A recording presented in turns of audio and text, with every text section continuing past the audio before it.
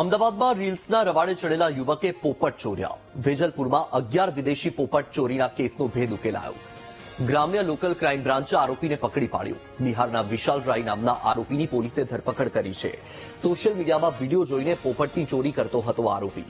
ગ્રામ્ય એલસીબીએ ચોરી કરાયેલા તમામ વિદેશી પોપટ કબજે કર્યા. આરોપી વિશાલ અગાઉ બકરા ચોરીના કેસમાં પણ પકડાઈ ચૂક્યો છે. વધુ માહિતી મેળવીએ સંવાદદાતા અનિતા પટણી ફોનલાઈન પર. અનિતા, બકરા ચોરીનો આરોપી પોપટ ચોર બન્યો, શું માહિતી? દિવસલ જે પ્રકારે વિજલપુર વિસ્તારમાં પોપટ ચોરીને લઈને જે ફરિયાદ દાખલ કરવામાં આવી હતી, જે કેસની તપાસ ગ્રામ્ય પોલીસ દ્વારા પણ શરૂ કરવામાં આવી હતી. એ દરમિયાન બાતમી મળી હતી કે નડિયાદ પાસે આ વિશાલ રાય નામનો જે આરોપી છે તેણે પોપટ ચોર્યા હતા.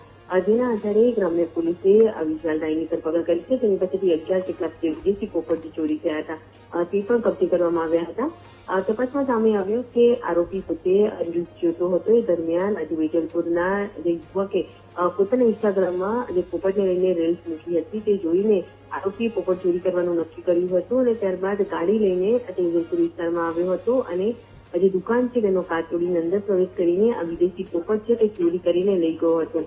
હાલ તો ગ્રામ્ય એલસીબી દ્વારા આજે 11 જેટલા વિદેશી પોપટો છે તેઓને સ્વસ્થ હાલતમાં અત્યારે કબજે લેવામાં આવ્યા છે અને સાથે આ વિશાલ જે રાય છે તે અગાઉ પણ બકરા ચોરીના કેસમાં ઝડપાયો હતો અને તેની આ જ પ્રકારની મોડસ ઓપરેટી છે કે પશુઓની ચોરી કરીને તેને ઓનલાઈન વેચાણ માટે મૂકતો હતો.